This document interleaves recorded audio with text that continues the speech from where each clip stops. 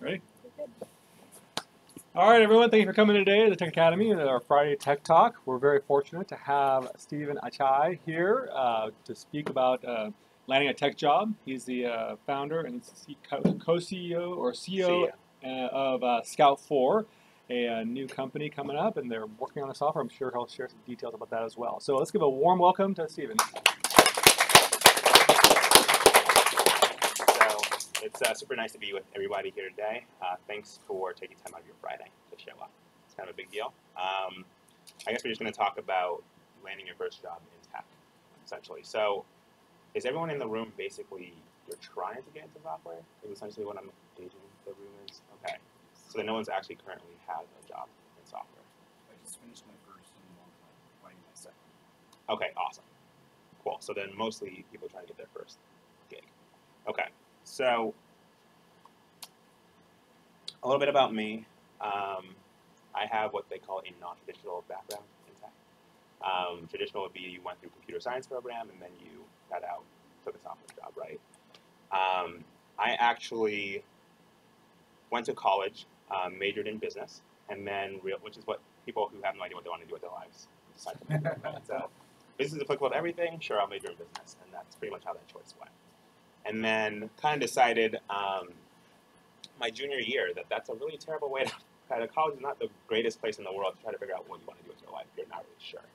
And so I decided to leave college and actually take on some sales positions in jewelry, which I had never done before, and did that for a few years, and then kind of decided maybe it was time to do a real grown-up job, whatever that even means, and decided that I wanted to go pursue being a doctor. So went back to Portland State, studying pre-med, and then I had this idea for a software company, and I was like, that's really, I'm good at a few different things, but that's the only thing I've ever been really passionate about. And so that drove me to say, well, how do I actually make that happen? The traditional route is you go find a co-founder who's your technical person, and that person writes your code, you're the person who sells stuff, and it all kind of works out. That is not necessarily the way that reality works. So you sometimes have it's hard because software developers make quite a bit of money. It's just a really, it's just a niche kind of like skill set in general. And so it's hard to actually find people who are like, I'm gonna work a full-time software development job and then also find time on the side for a software project. And after kind of running through a couple situations where it was like, you've got this person has a lot of passion for the project, but they're not actually going to be able to make this happen with their current load of things. I decided I was going to learn how to program myself. So left school, went to Epicodus, and did a code boot camp for 4 months with the idea solely of learning how to code so I could actually build the startup. And so that's how I actually entered into software. So currently, I am the founder and CEO of a small tech company, but then I also do project management and software development, so I do a lot of things. And I just found that I just really love writing code. And so it's a thing that I just never would have gotten into had I not taken the non-traditional path that I took to get into software. So my hope in sharing this is more that it's easy to have people have tech talks sometimes where you're like, I'm not sure how that person made it into that role or how they made it into that position. I did not come from a traditional background, and I am in tech. So chances are you can make it in tech as well. So that's really the point of why I wanted to share that. Okay, so this 3 numbers. Someone might have seen these before. Does anyone know what these mean? So 5.4%, 3%, and 80%. Is this from the Stack Overflow Developer Survey by chance? No, but good guess. So these are actually 3 different metrics for your chances of landing a job. So 5.4% is actually based off your chances of, if you apply to Harvard, your chances of getting in. If you were to apply today, 5.4% you get into Harvard. The 3% is if you were to apply to a job on Indeed with no connections to that company at all, 3% chance you're going to land that, even get an interview into that company at all. So kind of figure out the numbers there. Right. The 80% is actually your chance of getting a role if someone refers you that works at that company. So I think that the way in which a lot of people go about trying to find software roles is information and technology has made things a lot simpler to get information about roles that are currently available.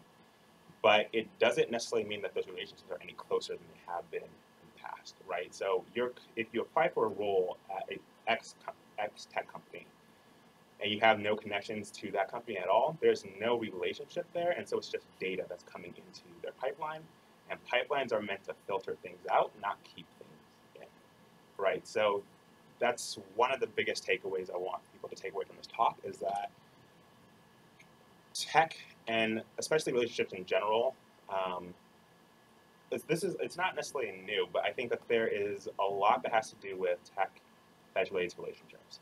And so that adage that you kind of need to build a network is important because people are the people who are going to get you into roles.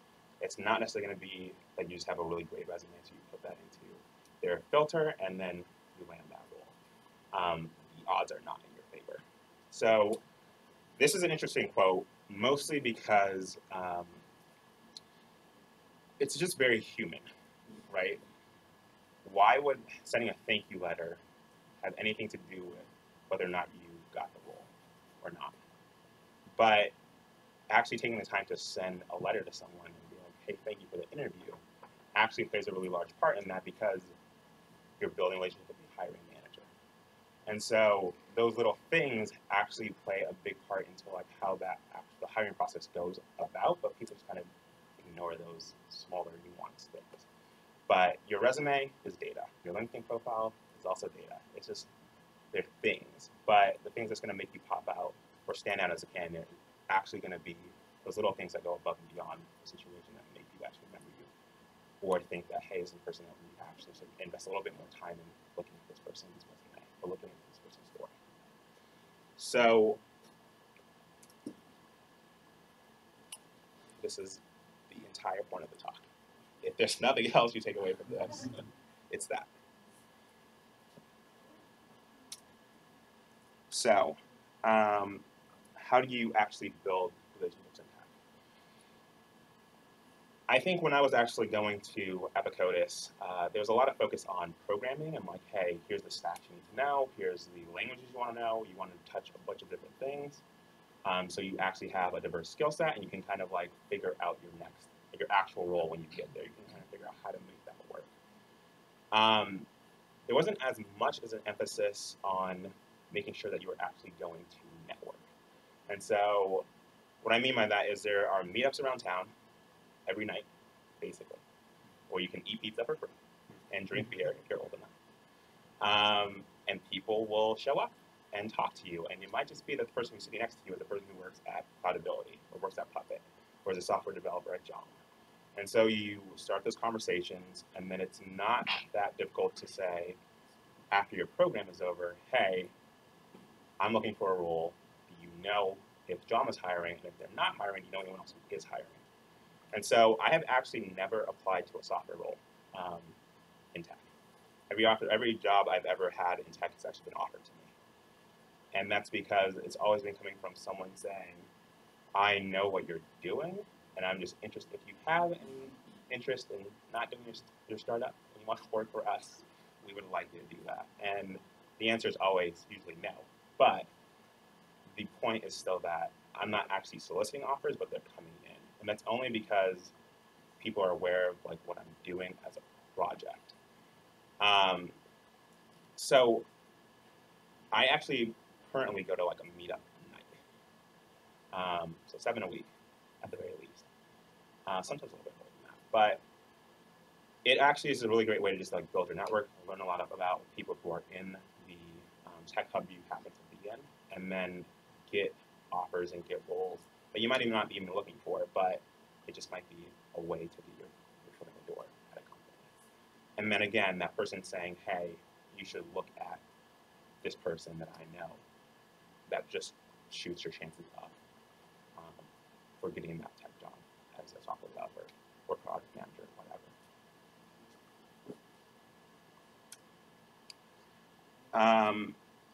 So actually, there was a couple other things. So meetups are easy. That's one of the big ones. I think a couple of the other ones that are worth showing up to are like continuing education stuff. So like, for instance, there's an AI group that actually is just working on like, it's a study group basically, but they're working on like how you actually start to do models and things like that in AI. That's a really great way to meet people who are actually more senior sometimes, because the people who are there are usually like, I'm already in software development. I'm already interested. I already like and work, maybe even have a day job, but I'm just interested in like the transition to like how software is going to shift into this new place where AI and all this other stuff is going on. So like those new like hotbed topics in tech are the ones that I think are also really great to show up for. So specifically because it's great to build networks with people who are kind of your same tier level, as in like your peers, but it's also great to find people who are like, might even just be mentors towards you, or people who are just going to have a little bit more of a senior role and say, we should hire this person, and even worst case scenario, I'll mentor this person. I think they're that good. So I will take on responsibility of like vouching for them. And that happens all the time.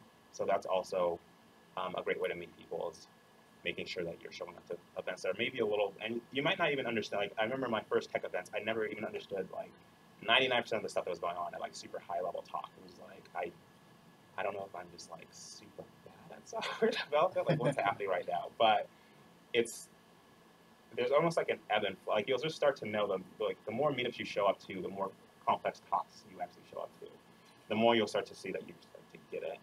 And those moments are where you start to feel like, yeah, you definitely can make it happen for sure.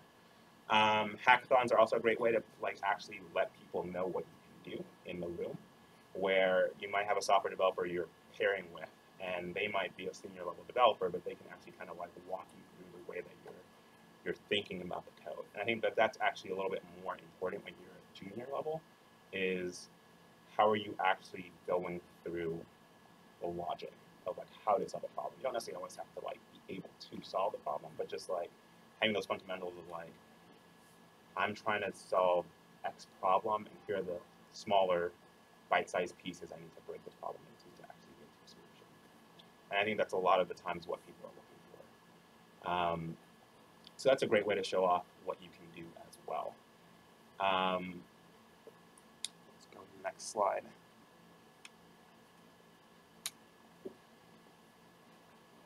Oh yeah, and TechTalks. You can also just grab the person who's talking at the end of the talk and say, hey, I thought your talk was really great. I'd love to connect with you on LinkedIn. And that actually goes a lot farther into getting that person's connection, into that person's network, than going like, I'm going to randomly send you a connection request on LinkedIn. I've never met you before, but like I'm hoping that you will like respond or reciprocate. Just being able to start that relationship face to face does a lot for you. So the other thing that I've noticed with a lot of people looking for work is they make it hard to help them. So, I'm sorry, what's your name? Jeff. Jeff. Do you have $1 on you? I don't. Okay, let's pretend you have $1. Okay, So, I have $1. Yeah. I would like to borrow $1 from you. Okay. So he's willing to give me $1, but I'm not willing to accept cash. So do you have Bitcoin? Sure. No. Or like coin, whatever you Exactly. So I would like to use Bitcoin instead. Like that interaction, I want something from you, and I'm going to make it a little bit more difficult for you to actually do what I'm asking you for, than just saying, I'm ready for you to actually help me. And so what you'll end up finding is that someone might be willing to say, hey, I want to vouch for this person, but you don't have your LinkedIn profile like up to date, or you don't have your profile available for them to like send to a recruiter, or you don't have your GitHub ready to go, or you can kind of see like code you've actually written. Those things are actually kind of a big deal because, especially in software development, it's one of those fields where, unlike like teaching and other things like that, where you're based off peer reviews a lot of the time, code is actually tangible. I can see what you can write. I can see the way your brain works by like looking at your code and like the way you went through this problem. And so the way your portfolio looks actually does a lot for you, or hurts you a lot. And so those things, you also have to take into consideration that like if you're going through free code camp or you're going through like JavaScript 30 or things like that, a lot of people are doing those same projects that you are doing. And if you put those up as your portfolio pieces, you have to make sure they're somehow different than like the actual code example that you're going through. And like that's you like something. It might just be like the UI might be different, or like the you remix it in some sort of way where it just feels a little bit different, or you dove a little bit deeper and thought like, here's the initial project they taught me how to do. I'm going to add geolocation to this. I'm going to add a couple of the features that distinguish it from the other people's. But you also like have to think about how that's going through a recruiter. If you're kind of seeing like the exact same names for projects on every single profile you go through, you might just go, okay, well, I get it. You can do this one thing, but that doesn't help me distinguish whether or not you can do something better than anyone else. And so you just fall into this lump group of people that does not make you stand out, and that's not what you're looking for. So I think that all these things basically being ready to go, where someone can basically say, send me your LinkedIn profile, send me your portfolio, and I'll send this to the right person, that should be immediate. You should be able to say, this is all ready to go. I can send this to you right now as an email, and you can literally, with very little effort, send this to your hiring manager, and I can get it from that person with very little friction to the person trying to do it for you. And so make it easy for people to help you get that role. And then the other thing that's really interesting is people play to their strengths in ways that actually help their career. When you actually kind of think about like what those things are. So, for instance, you could start a meetup group focused on a particular topic, and by starting a meetup group, people show up to your meetup. And depending on who's showing up to your meetup, you're building your network by doing that. And that has it's great to have the actual meetup, but organizing that actually has really great benefits for you because it does a lot to get you, everyone who's coming to your meetup knows that you're the one who's running it. And so that's a really great way to expand your network, for instance. But that might not be for you, but there are a lot of other ways where maybe like being in person to person, like that's not a thing that is,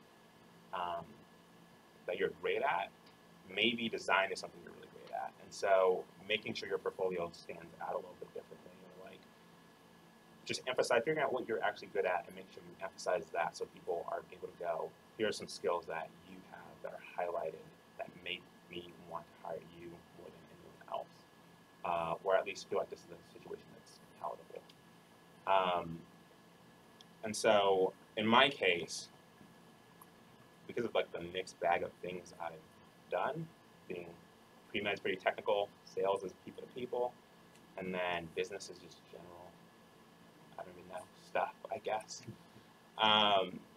There's a lot of roles that I'm actually would not necessarily even apply to that people are willing to offer me based off of just that set of things. But most of that's coming from them seeing me work on a startup project, which is also the other thing. Side projects are kind of important. So Twitter was a side project, for instance.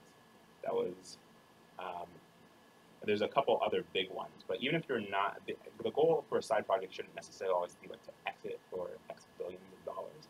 It could just be that you're working on something that you're really interested in, and by working on that project, you get other people interested in you, and then that leads you to finding positions that people can say, okay, again, this is a piece of work I can see that you are working on. So as an example, there is this software developer, and I don't remember anything else about him except for the fact that he took the time over 8 years to build a bar that is completely automated.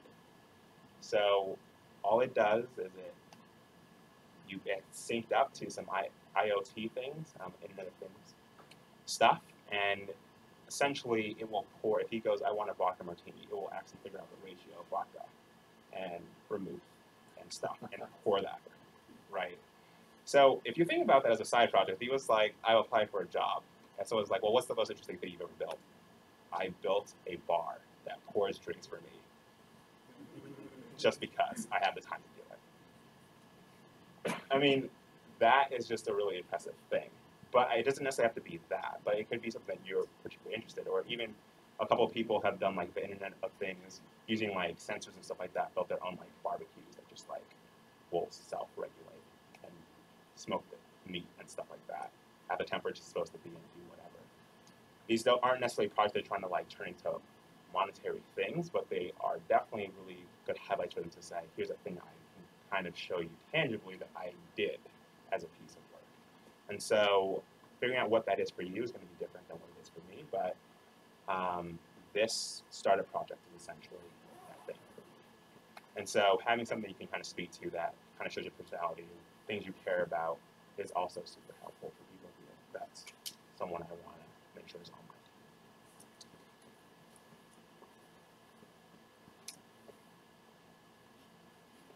team. Okay, so then I'm the founder of a startup called Scout 4, and what we're doing is we think the process for getting hired is really broken. And so broken in the way that people always talk about these things that candidates should be doing, but not necessarily about the things that companies should be doing. So going back to this idea about pipeline. Pipelines are, you use pipelines for like moving oil, right? Things that don't have feelings or emotions. They are inanimate objects. But what ends up happening is you'll find in software and other tech, or in other industries as well, but particularly software because the skill set is so sought after, you'll have a developer who applies for a job and it has a really bad experience with like trying to actually make it into that organization. And so software is interesting because people choose stacks where they're like, I'm a JavaScript developer, so I'm going to program in JavaScript.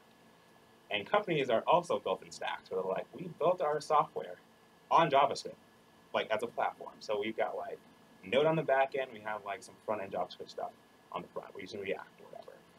So that person that you end up burning a bridge with when they are not ready for the role might be the person you're looking for tomorrow and going, hey, why can't we can't find any software developers. We can't find any mid-level software developers. That might be because you burned all those bridges when they're juniors. So what we're working on is how you actually make sure that process is a little bit more, instead of filtering from a pipeline to kind of get your last candidate, actually trying to make that a community. So you might apply for a role with a company right now, but you might not be ready. It might be interesting to get an email back that says, hey, we're sorry, this isn't the right fit right now. But what's interesting is we had a candidate who applied 3 times, and here's how they made it into the process. And here are things that actually would help you if you want to apply again when we have another role coming up in like April. So interactions like that actually make the process a little bit more human are what we're interested in. And so job postings are great. I think that there are a lot of platforms that have now made it easy to like get the word out to eyeballs, and eyeballs then lead into clicks, and clicks lead into people responding, and then that's the way that whole thing works. We're a little bit more interested in how you actually are able to say, I'm interested in working for X company. I want to actually learn about their events, build a network with their meetup by going to their meetups and things like that, and actually focus on the particular company you're trying to get into and make that transition from being a person who's showing up to their meetups, doing all that stuff, and then moving into actual software role with that tech company. And then moving past software once we figure that initial part out. So for us, a couple big things we're working on. We're working on a job board, basically, that just connects to meetup groups so that you can show up to a JavaScript meetup and have JavaScript roles that you might not have otherwise seen if you're not on Indeed. You didn't go to Indeed today, so you didn't see the roles that were available for JavaScript, but you went to CodeCamp, and so you saw those roles.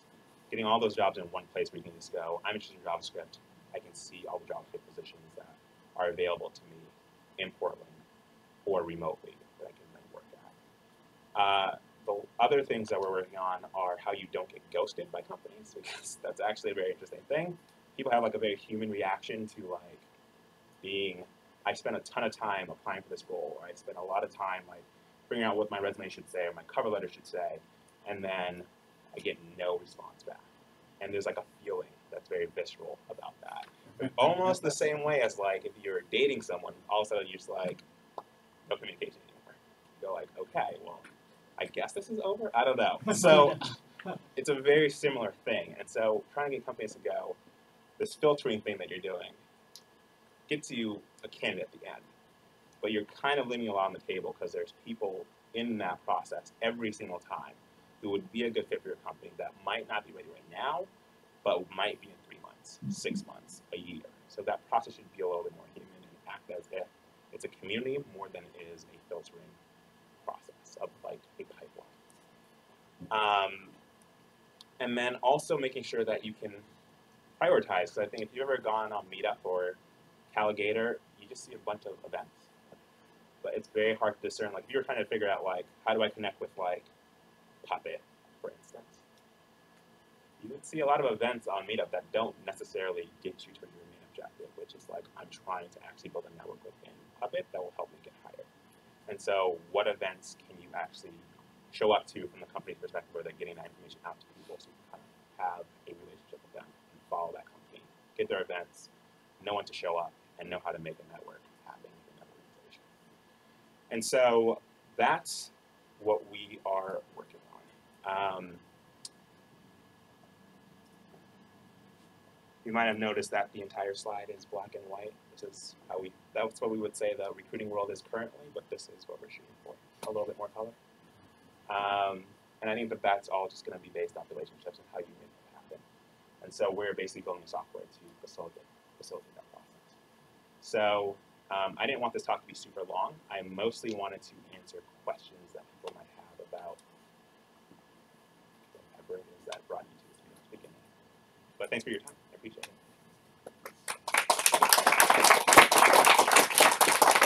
We'll open up the Q&A. So your hand first. Okay.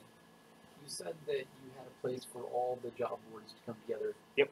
I think there's someone who's already doing that. Yep. Trying to ZipRecruiter. They are trying to do this.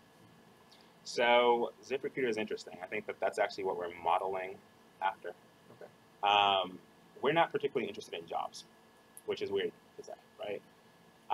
We think that relationships are more important than jobs. So if you think about like LinkedIn or you think about like Facebook, ways you can connect with companies, those follows don't necessarily correlate to anything meaningful.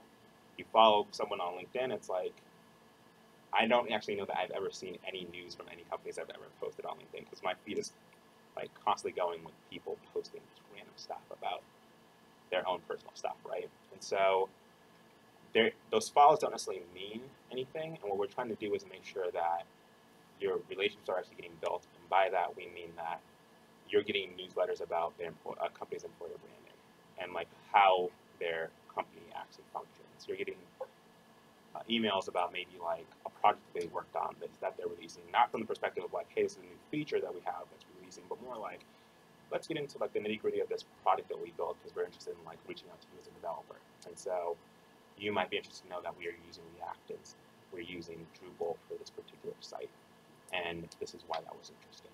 So it's kind of like a job board, except that the employers are going to have much more added to their profile. Exactly. So jobs are always going to be important. I think that people are always going to go, hey, we're obviously trying to fill current needs and current roles we have for work. But I think that the bigger thing there is jobs are transactional. They happen very quickly. You need to hire. You make a hire happen, and then you go move on to the next thing. Communities are kind of a thing you have to like constantly engage and foster. And so there are people who want to work for companies that those companies are just kind of ignoring currently. And so we're trying to make sure that that process is a little bit more straightforward for both people and companies. Yep.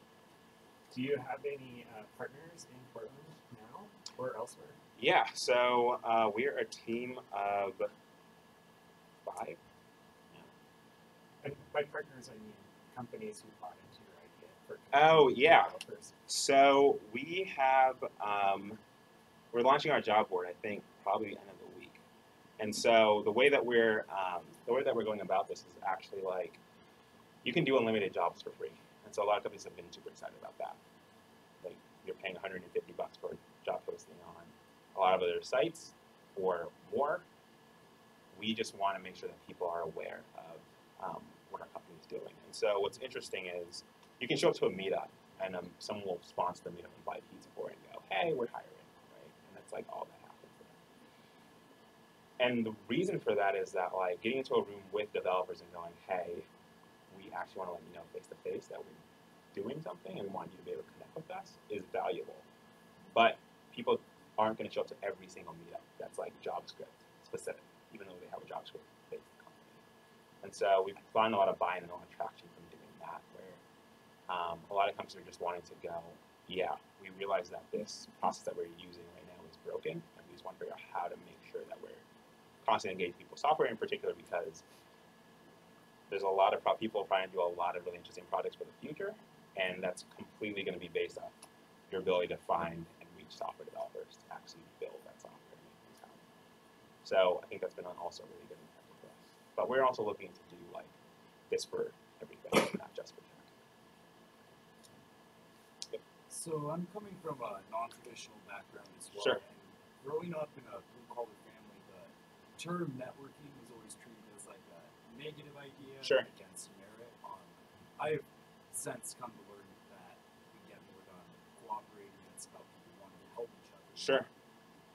Have you dealt with that idea before, like that networking shouldn't be a focus Sure. versus merit? So, I'm sorry, what was that? That was it. I think that, no, this is a thing that you sometimes hear, and I think that it's actually legitimate, right? Like, your skill set should be able to be evaluated without bias, and you should be able to evaluate what you have to bring to the table and decide based off that whether or not you are or are not ready for a situation. But I think that people in that context, you're expecting a lot from companies, and companies are made out of people, and people do not always make the smartest decisions. And I would say that hiring is, I mean, there's a lot of stories based off that you can definitely follow, but like hiring does not necessarily always make the best decision.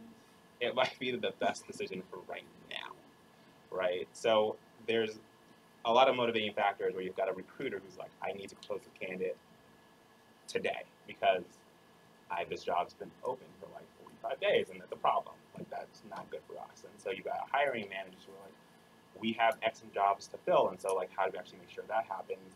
And I'm responsible for that happening to all the higher ups above me. And so there's a lot of stuff that happens where, and I think that a lot of recruiters get flack for like, especially on LinkedIn, you just kind of hear people post that, but they get a lot of flack for like the inadequacies of the system.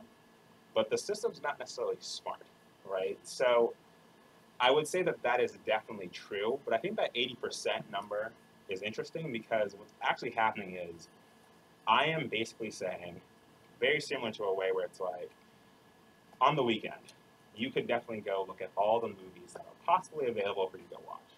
But if your friend says to you, hey, we should go see Black Panther, what are you most likely to go see that weekend? Okay. So I feel like it's that, right? Like it's just a very, I don't think people necessarily want to admit it's that, like, human, I guess, but it really is. It's just like someone who already works for you who's doing well saying, hey, I think this other person would also do well, has a lot of weight. And so more weight than it should? Sure, but I don't think that you should actually, I don't think you can actually rely on companies to make wise choices. Because if that was the case, then you would not have, like, your network wouldn't matter. Like, LinkedIn would not exist. And they're a $1 billion company plus. So, I mean, that's something. So, yeah, I totally understand that. I think that there's also, like, sleazy networking versus, like, actual networking, I would say. I think there's maybe tiers to that where just going to events and showing up and being able to, like, make new friends and stuff like that, just for the fact that you're just like, I just want to be around people who are just interested in the same stuff that I'm interested in. And maybe I can't geek out about C++ with any one of my other friends, and like, here's a group of people who that's all they want to talk about. That actually, it comes from a more genuine place, and so I think a lot of people respond to that versus like, I'm trying to make a connection with Jeff right now, but the only reason I'm trying to make the connection is because I feel like you can give me into your network and maybe land a job, right? It just ends up feeling very like you're using people, and that definitely happens. But I think it's more about like figuring out how to make sure that you're making friends in tech that you're able to like look out for when you're, which is I think sometimes it's hard to like envision that, but soon you'll be a mid-level developer who like other junior level developers are coming to and going like, hey, I just want to get my first break in tech. And so think about it that way maybe. That's an excellent defense for people asking why I'm playing that so much. Exactly. Make more friends. It makes it easier for you to like make those things happen. Yes. So you mentioned earlier when you are networking, like I kind of want to connect that like balance of not being a sleazy networker Sure. and what you said before about asking someone if there are any positions open in their company Yep. or elsewhere.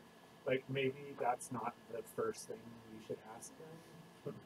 This is true. I mean, there's a balance to it, right? If I meet you and the first thing you ask me is like, can you land me a job somewhere?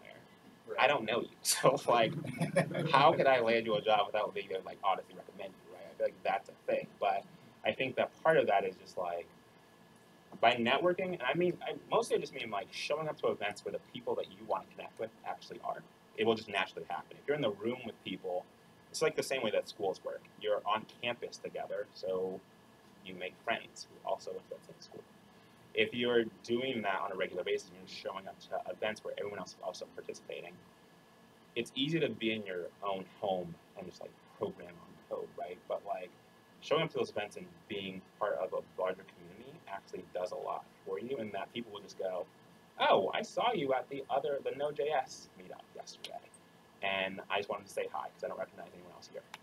And then it just kind of like naturally progresses, where it just kind of like, well, what are your interests? What are my interests? Do you want to do a side project together? Do you want to just like, I'm working on some like scraper that I just want to like get out into the world because I want to like scrape LinkedIn, even though I don't know if they allow you to do that. If there was something you wanted to work on, someone else might just respond and go, yeah, okay, I will work on that project with you. And those conversations kind of end up happening. It's like, what do you work? I'm just looking for work right now. Okay, cool. I know someone who's looking for a person who's a junior level software developer who's willing to mentor that person. Maybe you should apply for that role. I'll recommend you. It just almost is like a natural transition that just ends up happening because there's so many jobs available and not enough people figuring out like how to make that transition happen right now. And I think the junior level in particular is very like competitive. So I think that it's usually going to be coming down to like what you know, but also like who you know, who can like open those doors for you a little bit. Yep. Okay, so this is a question about, I guess, the workplace culture Sure. and how that would affect the hiring process. Mm-hmm. I've had plenty of jobs where my personal life did not intermix with anyone else Sure. there. Yeah. And different places that you work are different. Yeah. Some are more open, some aren't. So as a software developer, I have not had a job as a software developer. Sure. But I guess this would kind of connect with the sleazy networking thing. Mm-hmm. So maybe some hiring managers are thinking, this person is going to be kind of sort of a part of my life on a daily basis. Sure. Do I like them? Mm-hmm. Like, how big of a deal? I mean, is that a prevalent thing? Yeah. Was there? Yeah, I'll speak to that.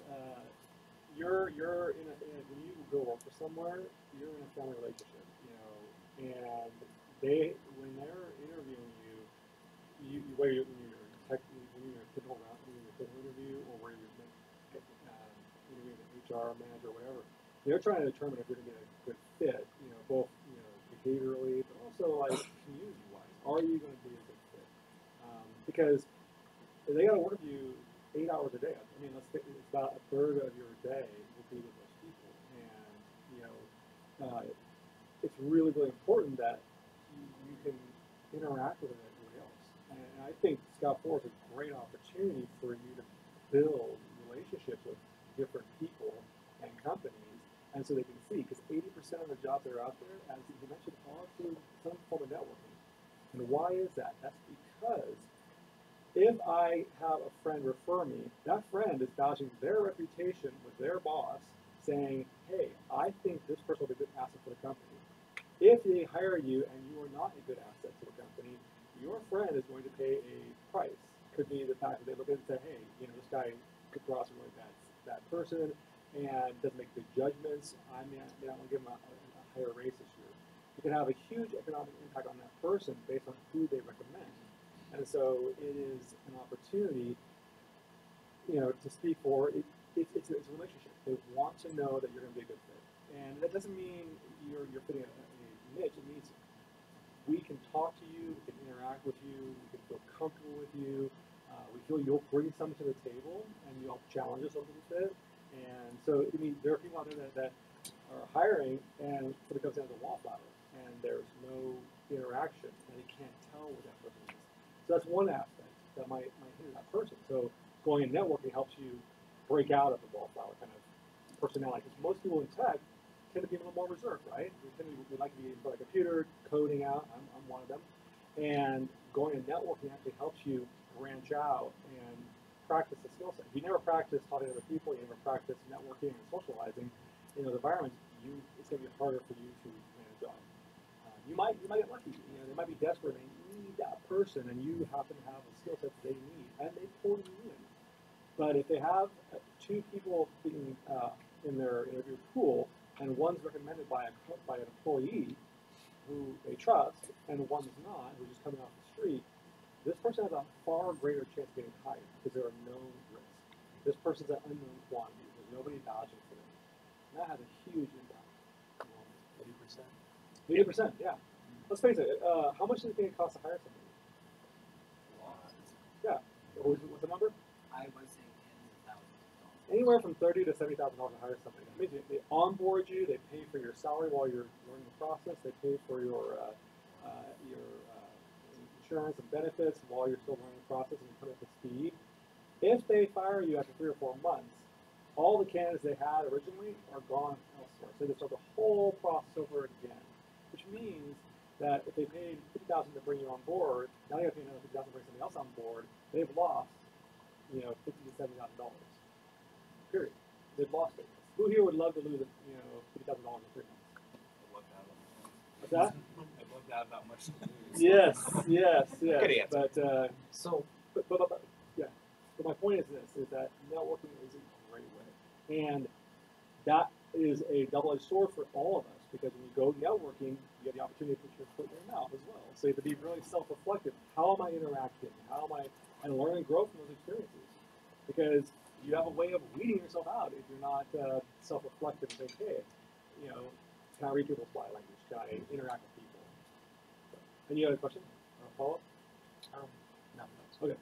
Sorry, I didn't mean Can I to. say something to that real fast? Sure. Like, you're interviewing them too. It's not just about you being this perfect person that some recruiter is going to want to bring in to the fold. Like, you're looking to see if you fit into their culture too. Like, I always ask, do you have LGBT groups in your organization? But if you need money, it's so hard to figure out. Are there women in leadership? Like, I would rather work away tables again than end up at an organization where there's no LGBT resources, no women in leadership. If I could just follow up, I remember that there was a very brilliant woman who had a very long career in tech, and she was interested in a new position, and she had a list of things that were unacceptable for a company she was applying to. And these were things she was in the Bay Area, so she did not want a later commute, and she despised bro culture. She didn't want to be in that kind of environment either. So now she was in a position that she could be more selective, but nevertheless, these things were very important to her. She didn't want to commute 4 hours. She didn't want to commute 3 hours in the morning and 3 hours at night and work in a toxic environment. I would totally agree with that part that you should be interviewing. Right? So I think there's a lot of focus on being the right fit for the recruiter. Right? Like, how do you put your best foot forward for that situation? There's the other side of that equation where it's you kind of need to make sure that, especially your first job in tech, I think in a lot of ways will set up your career going forward. Right? So who you meet at your first role also is in your network. That group of people is vouching for you that you have the set of skills that you're going to sell to somebody else essentially. And that just kind of keeps going, right? So especially early on, I think that a lot of software companies are paying for you to learn more than they're paying you for the actual code quality that's going to be like built by a software developer who's junior, right? And I think that that makes sense. It's like you want someone who's going to be able to mentor you. But if you're in an environment where it's like, well, you're a junior level developer, we're expecting you to do like mid-level tasks, that ends up having really bad effects on you as the person who took that job, because now everything you're based on, every review that they're writing about you is based not on like what they really hired you for, but for something else, right? And so I would definitely agree, like there's definitely a part of it being very utilitarian where it's like people need money to live. So you have to work. And there's like things that play into that. But I would definitely agree with the fact that like if you can be selective, it's really hard to turn down an offer that's $80,000 and go like, yeah, it's not the right culture. I'm just not going to make that happen. I mean, that's a hard thing to do. But I know people who've done it and who have actually been considerably more happy in the long term for the fact that they did not take the role that was available currently. And it might have been 2 weeks down the road. It might have been a couple months down the road. But then they found that job where they're like, this is a place where not only am I getting paid, but I'm also growing in the way I want to accelerate my career so that my mid-level career looks the way I want it to, versus just like, and a lot of that has to do with like people who end up mentoring you, really. It just comes down to that. I think that like there's only so much you can really learn by yourself. And so it's going to be the people who end up going, hey, you have a problem fixing this bug, here's how I would go about doing it. Maybe you try the next one. It's going to be the people who are like, hey, you know, you might not have looked into Drupal 8, you should. And like, we're just kind of coaching along the way to kind of get you to being like, I'm not just learning anymore, I'm actually actively participating in like delivering code that is valuable to the company, right? And so it's a big deal. I definitely understand that it's like, there's people who say that that's all you should worry about. I'm not going to say that because I feel like, you know, people have to eat. It's a thing. But it is really important.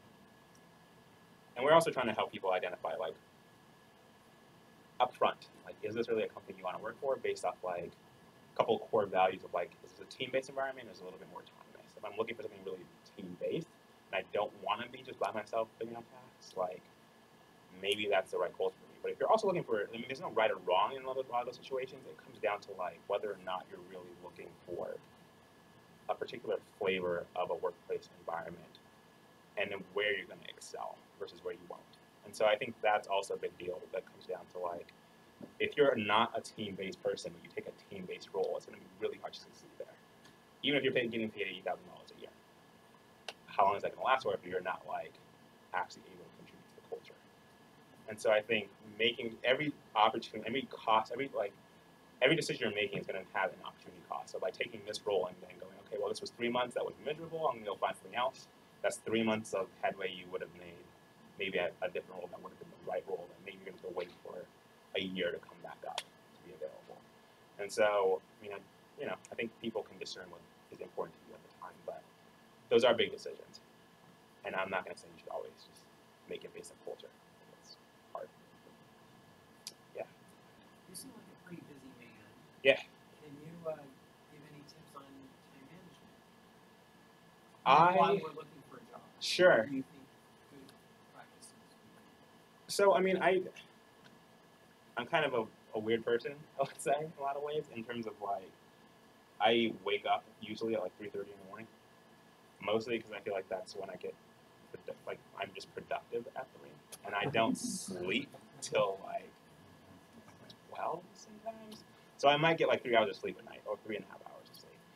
And I've been trying to, like, actually make that better, because my mom is, like, super worried about it. But I think that I haven't necessarily figured it out. I do a lot of things, but I think that a lot of that stuff is based off of the outcomes I'm looking for. So I don't think that, kind of to break it down, I guess, if you're looking at, like, what you want is a job, there's behaviors that are going to play into, like, actually making that happen, right? So, like, maybe that means that every day you have to show up to, you're going to make sure that you go up to a networking event every single day. or maybe it's you can do that 3 times a week, or whatever that frequency actually is. But making sure there's things you're doing that are constantly like at least moving that ball forward for you. I think the more you do it, the easier it becomes to just be like, this is really habitual for me. So I'm like doing that. I'm showing to meet up. It's not hard for me to like stay up. I mean, to stay after work and like hang out downtown and like find a meetup to go to. But I think that those things are jobs the outcome that you're looking for. But there are definitely like behaviors. And figuring out what those behaviors are that you will help you get to that outcome. I think that's usually where I try to focus, so I can kind of figure out how I'm prioritizing my time to move that forward in the right direction. I'm not sure if that answered your question. It does. Okay. Yeah, go ahead. So I have a question because right now I'm on the position looking for a job. Sure. I don't have background in tech. Sure. I only started here, and but I really enjoy coding too. Mm-hmm. And so the problem is right now I have been searching for job for months. So I find out I reached out a lot of recruiter, a lot of jobs too. Mm-hmm. But I find out the most recruiter got back to me saying, hey, we need this kind of SaaS skills which you have. Sure. But the company needs another role is 2 years experience. Sure. So they're looking for junior software developer, but you have 1 year experience, 2 years experience. So sorry, I don't have that. So they're not gonna consider about you anymore. So every time when I look for some job, so that's good match for me, but they need 2 year experience. Sure. I don't have it. So do you have any suggestion for this kind of thing? So this is like the biggest conundrum of the tech ecosystem as it is right now, right? I want a junior level position, but you want 2 years of experience. So how does that work? If I've never written code for anyone professionally, like how do you actually have 2 years of experience? The answer, I guess, is you don't. So I think recruiters, there's a lot of stuff that plays into the situation, I guess, but one of the things being recruiters ask for the moon on their requests, not necessarily expecting that's what they're going to get a lot of times. So I think that there's the natural inclination of going like, well, they're asking for 2 years of experience. I'm not going to apply. I actually, something that was helpful at Epicodus was they actually said to like, just apply for software developer positions. And just like, if someone said they're looking for a software developer, apply for that. And the reason for that is that a lot of people people apply for jobs they're not necessarily qualified for all the time and land those roles, right? Even based off of the filters that people are saying they're looking for, that's not usually the reality of like how that whole situation plays out. And so I would say I wouldn't necessarily let the phrasing of how they're saying that necessarily hold you back from applying to those roles. I would still apply, but I would also maybe start looking at what those commonalities are within those SaaS technologies that you're like, well, maybe I've seen Node.js a lot of times, and I actually want a JavaScript position. I'm just going to do a quick refresher on Node or something, and build a project that will kind of show that that's a thing that I am actually able to do. And I think that, I think that this goes back to the projects thing, is maybe showing your strengths. Really what you're trying to get a recruiter to do, if you can kind of break it down, is that they're actually you just want them to look at you longer than that, like 7 seconds that they are looking at everyone else's resume, right? So 7 seconds is all you really get. I think they actually timed it 7 seconds, I believe. Exactly. You just mentioned about 7 seconds that I heard before. Yeah. Before my career, I never think about the resume thing, about this kind of Mm-hmm. tricks when you apply for jobs. Yeah. So one of my friends was mentioned to me, we were discussing about my resume, and he said, for HR managers, they look into your resume, only takes 7 seconds. Sure. So I also saw you have one slide said thank you card, mentioned about thank you card. Yep. But the problem is that between you have interview, you have to pass the system to select your resume first. Exactly. So they said, so what he told me said, so once you submit your So the computer selects your keyword from Sure. the resume first. So I'm honest people. So I'm really honest. So when I know, I always put down there exactly. So when they explain those, maybe one or two I missed. So Sure. when the computer, I don't even get, I believe, I don't even get selected by the computer. So I never get to see a person. So which is the HR manager. So how that gonna help? What should I do with that kind of stuff? I think that the goal there is the 3% thing. Going back to that, let me go back to it.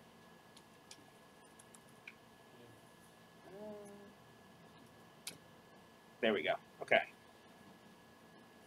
So I think there's a couple of assumptions you can actually probably make about that 3%. A lot of them being that a lot of those people getting filtered out are actually qualified for the job, right? So for whatever reason, their keywords did not match up with the algorithm that is selecting the person, who then gets filtered into like the interview process, who then goes into like the actual chance of getting actually hired with like meeting that person face to face, right? So 97% of those resumes, to some degree, at some point in the process are falling out before they get to the interview process. So if you think about that, I think the reason why the 80% is interesting is basically that person referring you is circumventing that entire process and going like, here is someone's resume you should look at. And so they go, as a hiring manager or the recruiter, I trust this person, and they're telling me that I should hire this person, or at least look at this person. I'm actually going to give you, rather than giving you 7 seconds, I'll give you a minute. Whatever is on that resume is going to make or break that situation. But I think that's where you get past the filters of like the actual algorithms that have no feeling or thought about the situation. You're getting to someone who actually can go, I can evaluate this and go, sure. I mean, maybe this isn't exactly what we were looking for, but this other stuff is really interesting. And so, sure, we at least want to sit down with you and have a conversation. And I think that's what you're really shooting for, is like, how do you get that person to actually sit down with you? That also might just be like, you meet that person at an event and you say, you know, I would like to have coffee and talk about this. And again, I think this goes to like what your strengths are. If you're really good one-on-one, but you're not great in like really large groups, Portland is actually a really interesting city. It's really hard. Yeah. I was at a lot of meetups, and last time I went to one company I really want to work for. Yeah. But they use some other languages I don't have. Sure. CSS, C++. And I talked to the hiring manager. The hiring manager said, I'm not the right person.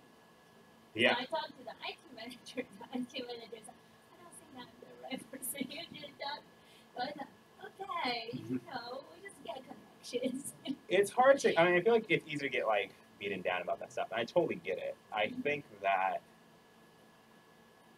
the person, so going back to that thing about like there's risk associated to someone like recommending you, there is. Like if I take this back to like a more human thing, right? So let's say you have a friend who always recommends you go see movies, and every choice they make is horrendous, right?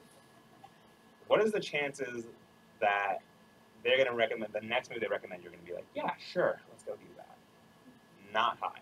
And so there is definitely risk, but there's also benefit in the fact that if I'm a person who consistently recommends good people into my organization, people will always put more weight on what I have to say about the next person we should hire, and that increases my standing at the company.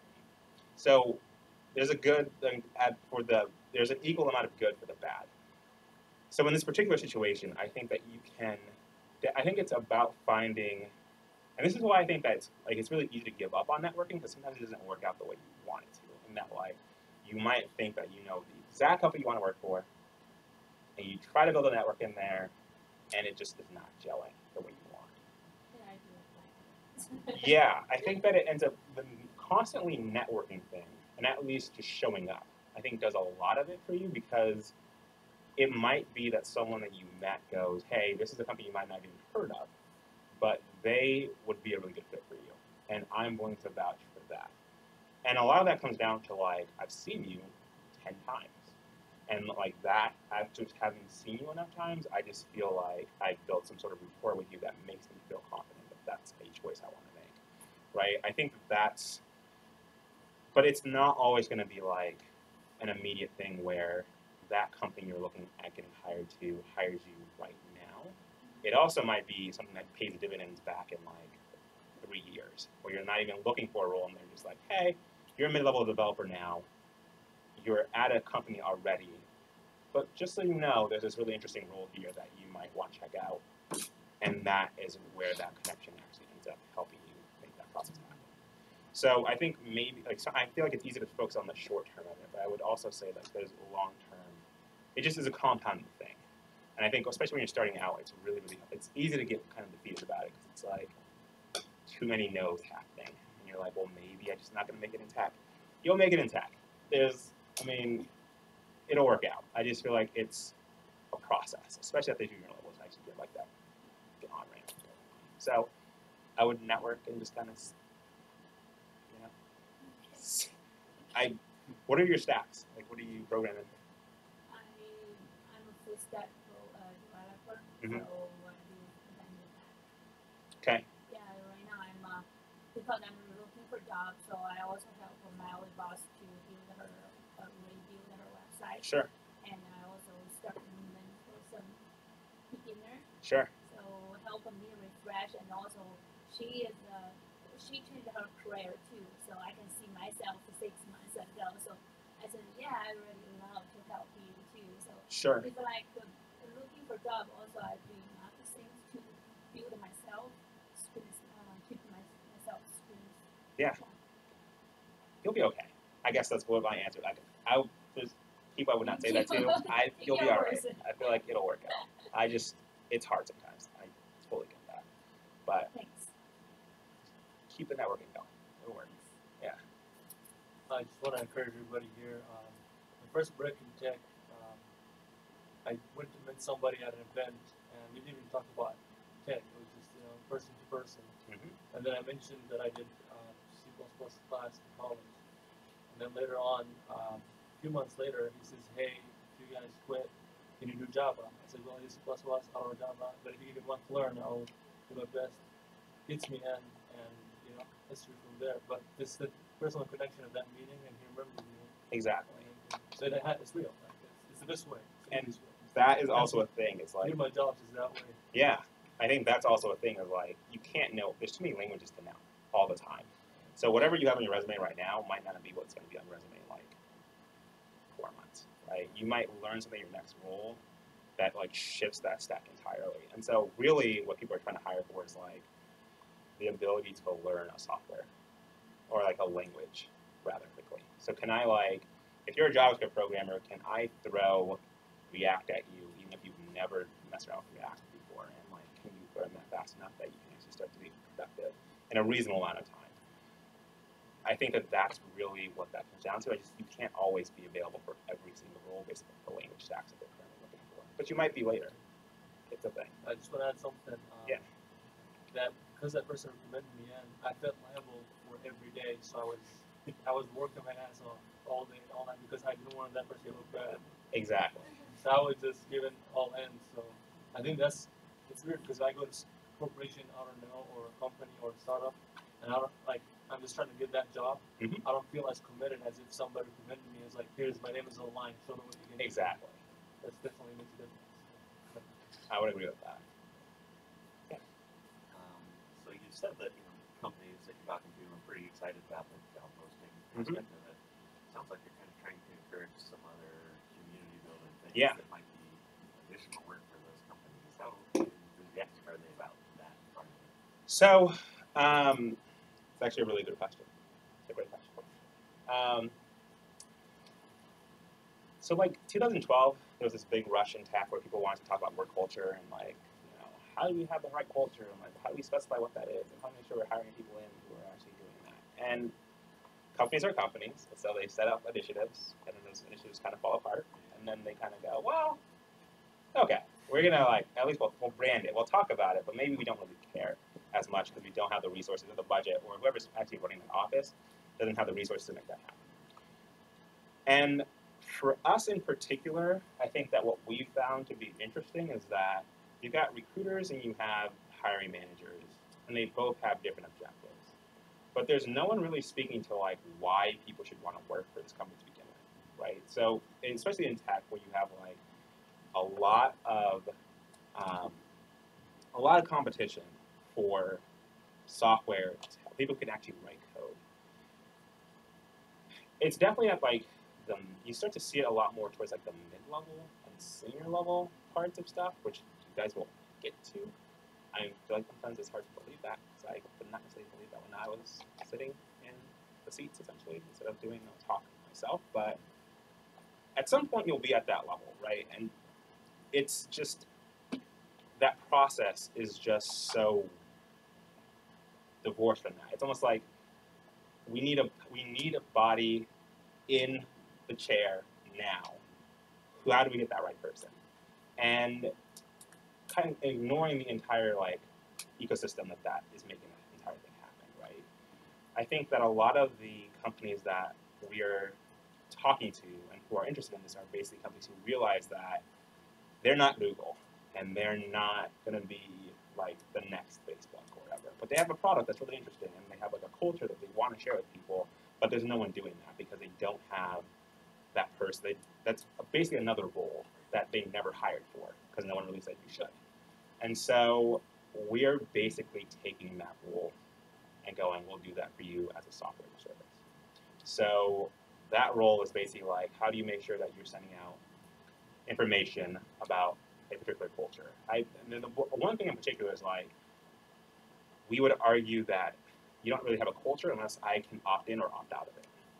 So if I don't know if this is going to be a place that I'm going to excel or fail, then you haven't specified your culture enough for me to actually make any real discernment.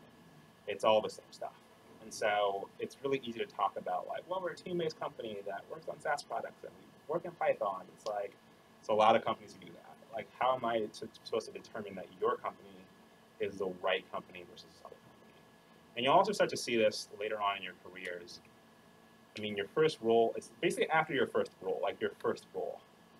You'll start to kind of see a little bit more like situations where you've got two companies who are wanting to bid for you at some point in the process, and you have to decide, this company's wanting to pay me this much, this company's wanting to pay me this much, and maybe those things are equal or maybe a little bit different, but like, do I want to take this role or this role? And how do I determine which one of those roles is the right role for me? If you can't make that choice with any sort of real conviction, and maybe the conviction is like, well, it's $5 grand a month more, I'm going to take that one.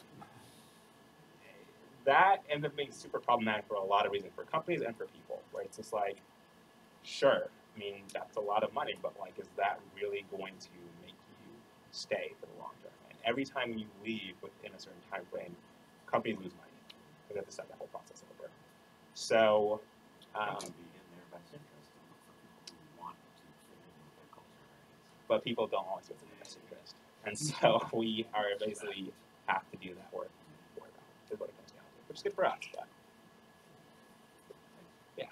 I've heard a lot of people put forward the idea that programming is like music because musicians practice and play music Sure. every day. Eventually, they might get paid once they are a musician. They Sure. become a musician by starting to get paid Mhm. more. Do you have so like that ties into the believing in yourself that you're going to make it? Sure. Do you have any advice for the aside from the having projects? Right. Is there a way to use that time that you're putting into practice to like shore up a lack of years of experience or something? It's actually a really good question. Okay.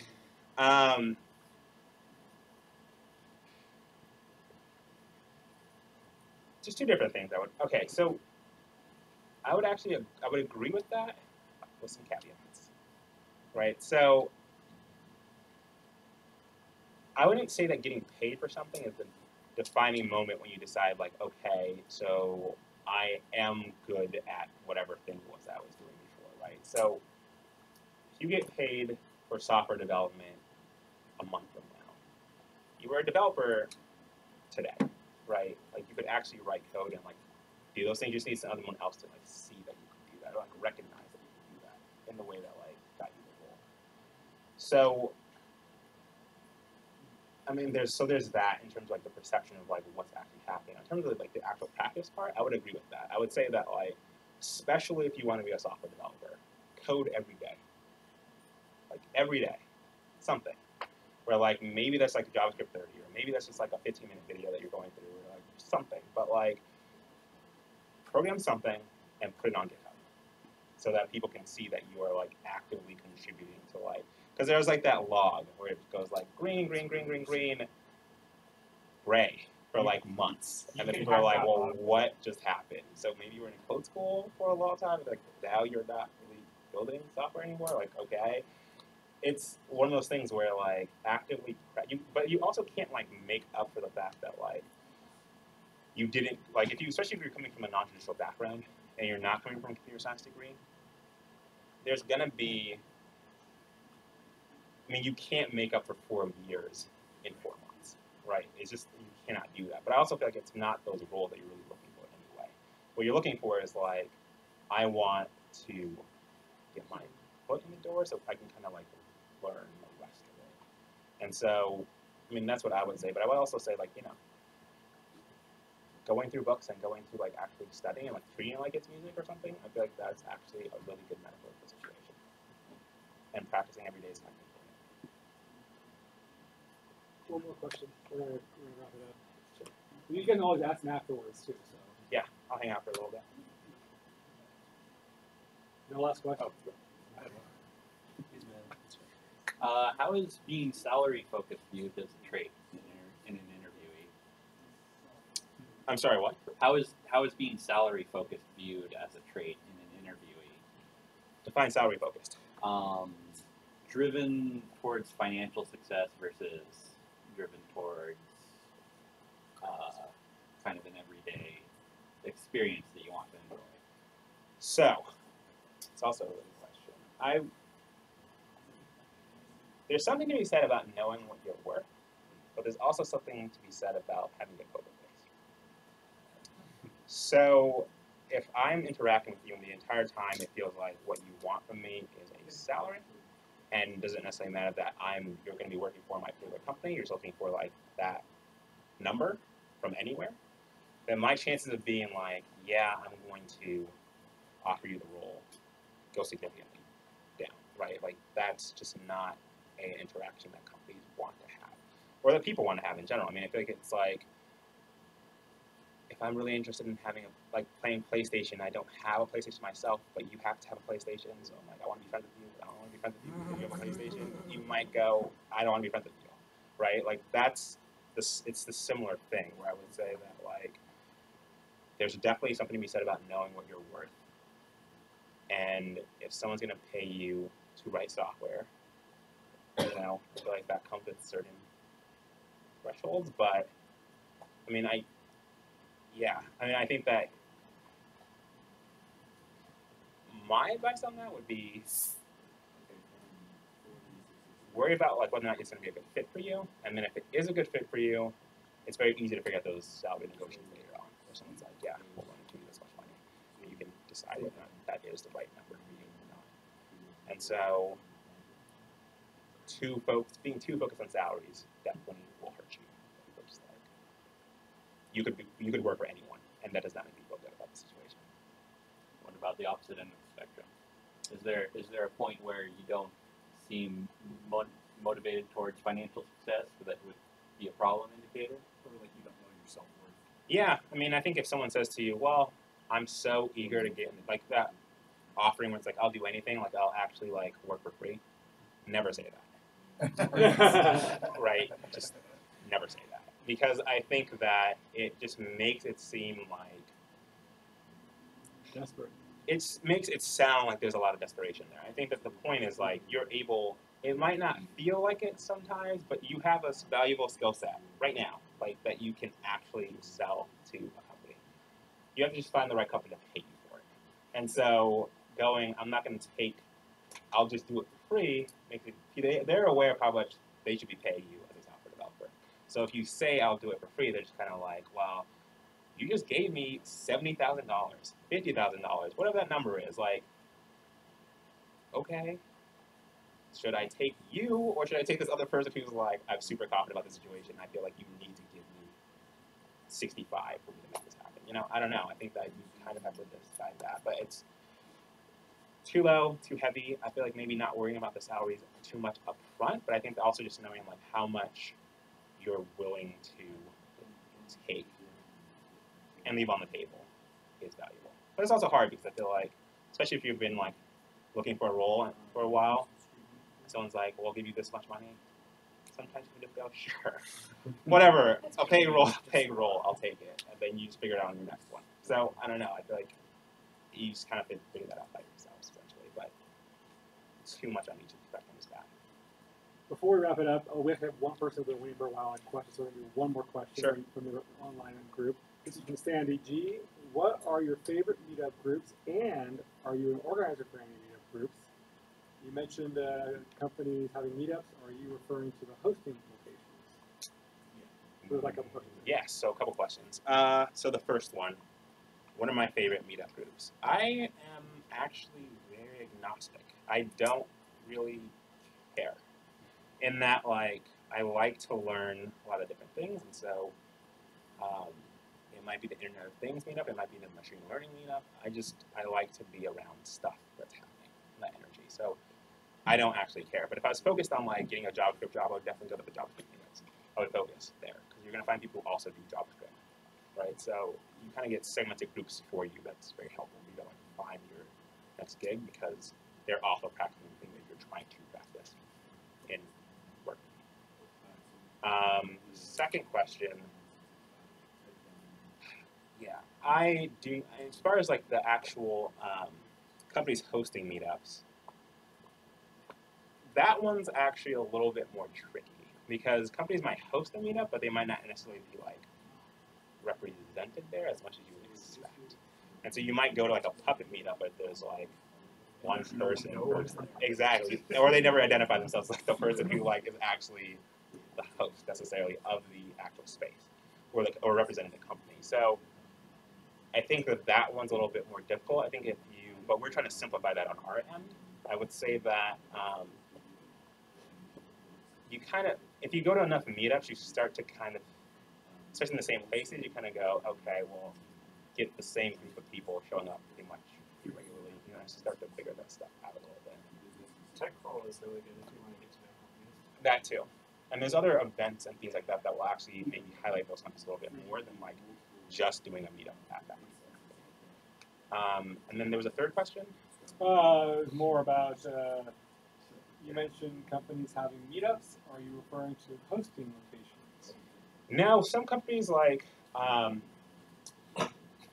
so for instance, the Ruby meetup, Ruby Tuesday, is hosted by New Relic. Like the first Tuesday of every month, New Relic has this meetup in their space. They don't organize it, but you will definitely see them represented there, mostly so they can say, hey, we're hiring for all the things, right? That's what they usually say. And that actually has, there's certain situations where like a company is so aligned with a meetup group in terms of like what they're trying to accomplish that it's like, we are a Ruby on Rails shop. This is a Ruby meetup. We're looking for Ruby developers. Hopefully people from this meetup will then transition into this company and we like have enough exposure there. So there's some companies who are a little bit more on the ball about that.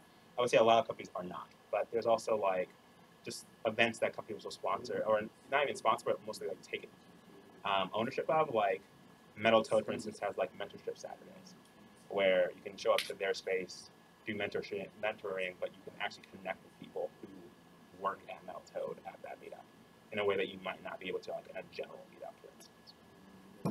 So things like that around too. All right, well, thank you, Stephen. Yeah, of course. This is one of the Tech Talks, but feel free to come up and say hi. To Stephen, connect with him on LinkedIn, connect with each other on LinkedIn, and network.